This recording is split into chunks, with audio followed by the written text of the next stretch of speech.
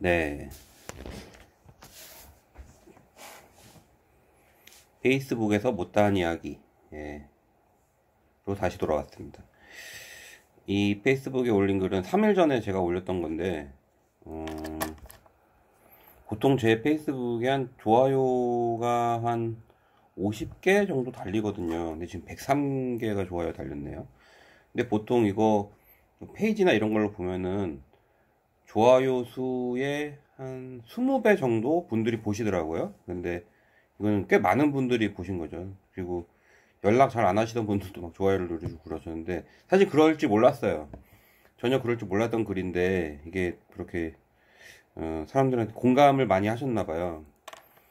어떤 글이냐면은, 요새 새삼 자주 생각나는 것이라고 해서, 첫 번째가 섣불리 돕지 말자. 빵 사주니까 우유를 안 사주면 목 막혀서 어떻게 먹냐고 화내는 사람들이 의외로 많다. 선의가 스트레스로 돌아온다. 라는 내용인데, 그 실제로 제가 이 일을 하다 보면은 컨설팅을 요청을 하거나 아니면 문의를 하시거나 이런 분들이 많이 오세요.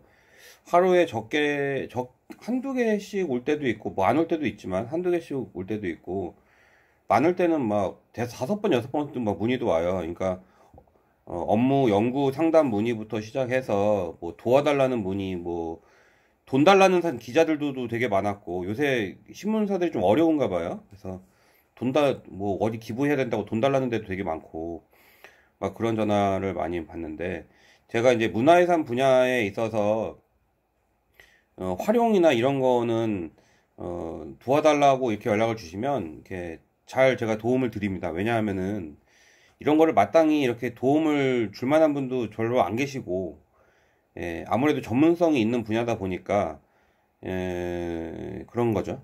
근데 이렇게 예전에 그런 일이 있었어요. 서울에 뿅뿅 문화유산을 보유하고 계신 종중이 계시더라고요. 근데 그거를 어떻게 지인의 지인을 연결을 돼가지고 저한테 좀 도와달라고 연락이 오셨어요. 어떤 걸 도와주냐? 그거를 활용하는 거를 뿅뿅 지자체로부터 이렇게 예산을 좀 받아야 되는데 본인들은 그런 기획서를 잘 못 쓰고, 전화 주신 분이 교수님이셨어요. 교수님이셨는데 본인은 못 하겠대요. 그래가지고 그거를 저한테 써달라고 하시더라고요. 그래서 그걸 써주면은 얼마를 주면 되냐고 그러시더라고요. 근데 저는 기획서의 가치가 떨어지거나 이것이 상품성이 없다고 그러는 것이 아니라, 바로 이 문제 때문에 거기에 대한 비용을 받으면 거기에 대해서 제가 계속 피드백을 해줘야 되거나 AS를 해줘야 되거나 아니면은 무리한 요구를 들어줘야 되거나 하는 일이 발생할 것 같다는 이상한 느낌이 들었어요.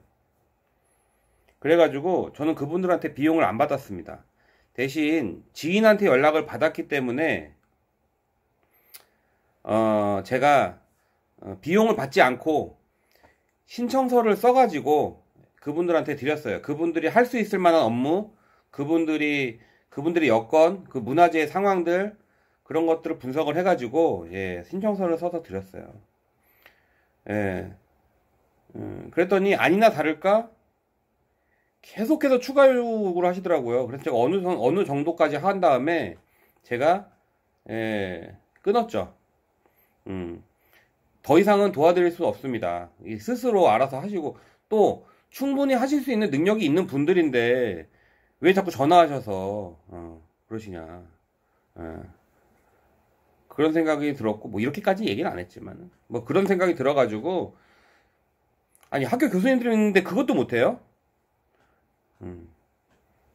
그래가지고 그거 제가 어디까지나 아이디어 기획이나 현장 상황 같은 건 판단해가지고 기획서를 써 드리는 것까지 했죠. 그런데 올해 들어서 그 신청서를 냈던 지자체에서 다시 전화가 온 거예요. 근데 거기랑 뭐 이런저런 해서 이거를 뭐 하기로 했고, 그 예산 신청서 썼던 대로 이제 진행을 하기로 했다. 뭐 그런 얘기를 하시더라고요. 하시면서 저한테 그런 얘기를 하는 거예요. 아니 그 소장님이 신청서 써준 거기서 소장님이 뭐 도와주기로 했으면서 그 다음에 뭐 안 도와준다는 둥 뭐 그런 얘기를 했다는 거예요. 그래서 그 하계사가 엄청 화를 냈대요. 아니 내가 정말 잘 아는 분 어렵게 연결해가지고 소개해서 도와드렸는데 내가 알아서 내가 그 소개시켜드렸는데 왜 그분 그 바쁜데 시간 내 갖고 도와준 사람한테 왜 그걸 그런 식으로 얘기하냐고. 왜냐하면은 그 종중에 그 담당하는 사람은 그런 사실을 전혀 몰랐던 거지. 그 지자체에서 뭐 어떤 도움을 줬는지. 예. 또 막 떠드는 거예요. 그러니까 제가 막 도와줘봤자 뒤에서 욕하는 사람들밖에 없어요. 너 정말 황당한 거죠. 저는 제 입장에서는. 그래서 아우 정말 너무 스트레스가 많아요. 스트레스가 많아가지고 앞으로는 섣불리 도와주시면 안 되겠다라는 생각을 많이 했어요. 근데 그런 일이 한두 번이 아니에요. 굉장히 많이 일어나요. 예. 제가 인지도가 올라가면 올라갈수록 예, 굉장히 그런 일이 많이 일어납니다. 그래서 너무 스트레스 받아가지고. 근데 그렇다고 하지만 정말 선량하고 정말 도움을 필요로 하고 그런 분들은 또 도와드려야죠. 예. 그런 생각을 가지고 있습니다. 근데 그렇지 않은 분들은 저는 뭐 그렇습니다. 그 다음에 연관된 얘기인데 저한테 비용을 얼마를 주고 뭐 이렇게 연구 같은 걸 해달라는 분들이 계세요. 근데 정말 말도 안 되는 예산 대비해서 말도 안 되는 요구를 많이 하는 분들이 계세요. 가령 뭐 3천만 원짜리 용역을 줘놓고 거의 3억짜리 용역을 요구한다던가 그런 연구를 진행한다던가 인건비 일주일에 그러니까 이틀 일할 사람 인건비 줘놓고 10명이 일하는 걸 요구한다던가 이런 사람들 엄청 많아요. 이런 거 전화해서 갑질 엄청 하죠. 근데 이런 거를 이제 의뢰 입장에서 정말 반론을 얘기하려면은 정말 큰맘 먹고 해야 됩니다. 예. 반론을 얘기하려면 가볍게 얘기할 수 있는 상황이 아니에요. 반론을 얘기하려면 큰맘 먹고 얘기해야 되고 가급적 트러블을 만들어내지 않으려고 하거든요. 그래서 지금도 참고 있습니다. 예, 참고 있는데 제가 그러다가 정말 참고 하다가 터지면 그때부터는 전쟁이죠. 예, 그때부터는 전쟁입니다. 예. 근데 이제까지 제가 그렇게 해가지고 져본 적이 없어요. 왜냐하면 을이 오죽하면 그러겠어요. 오죽하면. 예? 연구에서 밥 먹고 사는 사람이고 연구에서 직원도 월급 주는 사람인데 오죽하면 그러겠냐고. 그런 일 별로 없어요. 근데 정말 힘들더라고요. 나는 그런 데들하고는 앞으로 가급적 일을 안 하려고 그럽니다. 만약에 저랑 무슨 일을 했는데 제가 다음에 무슨 일을 해달라고 저한테 요청했는데 제가 안 한다. 그러면 대충 나한테 어떤 일을 했는지 상기해 보시기 바랍니다. 저는 좋은 분들하고 계속 같이 일합니다. 돈이 얼마가 됐든 간에. 예. 조율이 되니까요. 예. 그렇습니다. 그래서 저는 함부로 이렇게 아무한테나 이렇게 용역받고 연구하고 그러지 않습니다. 올해도 몇 군데 거절했어요. 처음 보는 분들이네 거절했습니다. 왜냐? 두렵더라고요.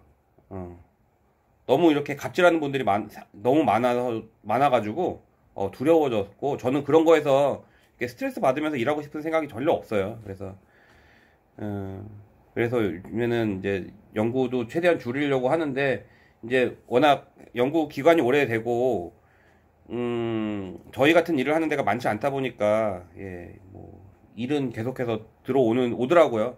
예, 언제까지 이럴지 모르겠지만 근데 이게 뭐 끊긴다고 해도 전혀 들어온 게 없습니다. 왜냐하면은 별로 일을 세 번째 거랑 연결이 되는데 별로 이렇게 오래 하고 싶은 생각이 없어요. 예.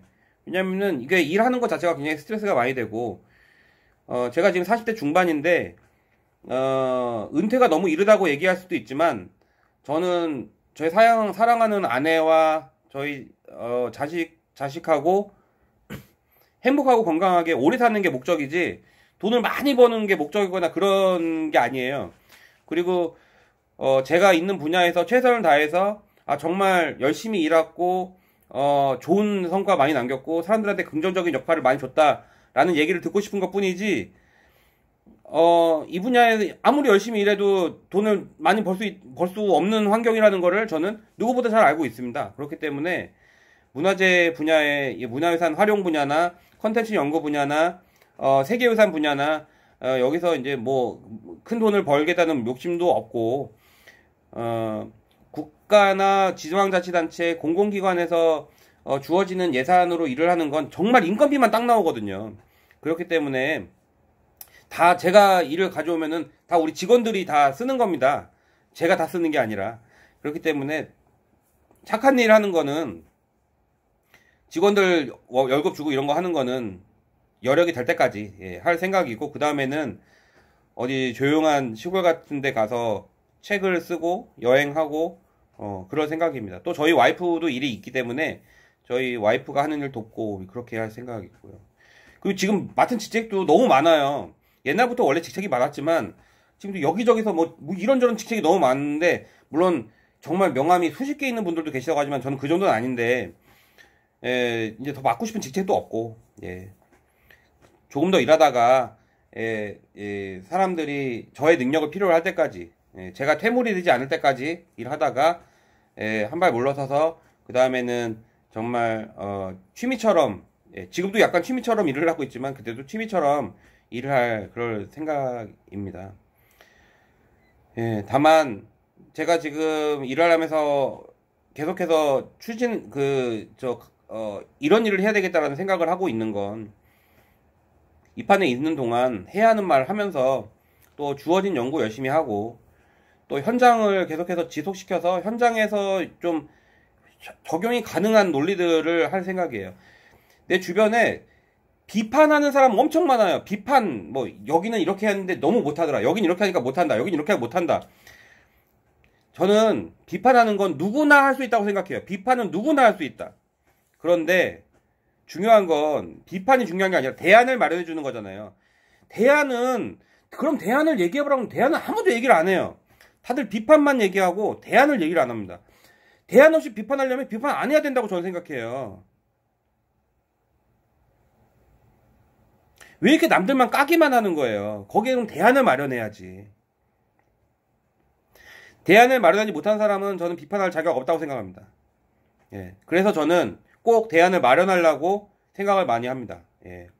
제가 지금 같이 일하고 있는 3917 마중의 사장님한테도 계속 그 말씀 드리는 거예요. 당신이 못한다 이런 얘기를 하는 것이 아니라, 당신이 어떤 부분은 잘하시고 어떤 부분 부족한 것 같은데 저는 이 부분은 이렇게 변경이 돼야 될 거라고 생각하고 그 부분에 대해서는 내가 책임지겠다. 그래서 지금 세계유산 토요뮤지엄도 만들어갖고 지금 어떻게 하다 보니까 내일 모레 이제 개관을 하게 되는데 지금 열심히 준비하고 있고요. 그런 거죠. 그래서 자기가 직접 대안을 마련하고 정말 거기서 효과에 대해서 담보할 수 없으면은 함부로 비판하는 거 아니다. 우리나라 사람들이 비판하는 거 너무 좋아해요. 코로나19에 대응하는 우리나라 정말 잘하고 있는데 그런 거 비판하고, 우리나라 지금 KF-X 정말 잘 만들고 있는데 그런 거 비판하고, 현대자동차, 기아자동차 전국 전 세계에서 높은 성과 올리고 있는데 우리나라만 꼬져서 비판하고. 대안이 뭐냐고요, 대안이. 그렇습니다. 그래서 저는 제가 입으로 내뱉은 말 언행일치 하면서 책상의 논리로 입만 나불거려서 망쳐놓는 현장들이 넘치는 대한민국 미래를 위해서 정말 현장성 있는 의견들 열심히 제출하고 제작 기획하고 현장에서 실행에 나가고, 실행을 통해서 다시 피드백 받아가지고 다시 또 좋은 의견 제출하고, 제가 현장에 있을 때까지 그렇게 업무를 진행할 그런 생각입니다. 근데 요새 이런 생각을 좀 자주 하게 되더라고요. 왜냐하면은 제가 일하는 데가 좀 이렇게 서울보다는 생각할 시간이 많은 그런 공간이다 보니까, 그리고 연구 같은 경우에도 저희 직원들이 많이 진행을 해주시고 저는 큰 틀에서만 잡아주는 역할을 요새 하다 보니까 생각을 할 시간이 되게 많은데, 그러다 보니까 좀 이런 생각을 많이 하게 되네요. 뭐 옛날부터 했지만. 그래서 페이스북에서 들려주지 못한 이야기 마저 들려드렸고, 여기에 참고로 넣은 이 사진은 제가 얼마 전에 그 가고도의 바닷가에 갔는데 정말 해수욕장에 아무도 없어요. 몽돌 해수욕장인데 아무도 없는데 거기서 그 촬영한 그 영상이에요. 근데 영상이 재생이 되나? 네. 그래서 영상 촬영도 하다가 슬로우 모션도 찍고 뭐 이렇게 해서 찍은 영상인데 직접 역적인 내용과 연관이 있는 영상은 아니지만 밑에 있는데 적어가지고 많은 분들이 이렇게 페이스북에서 저희 글에 호응해주시고 그런 게 저한테 흥이 나더라고요. 그래서 감사드리고요. 앞으로도 더욱더 제 업무에서 충실하게 저한테 의뢰하신 분들한테 실망시키지 않도록 노력하지만 부절제한 갑질에 대해서는 너무 과도하다 싶으면 대응하는 그런 모습 보여드리도록 하겠습니다. 노트9의 그 기능으로 이제 지금 계속 녹화하고 있는데 해보니까 되게 좋아요. 화질은 높지 않지만은 아무튼 앞으로도 열심히 애용하도록 하겠습니다. 감사합니다.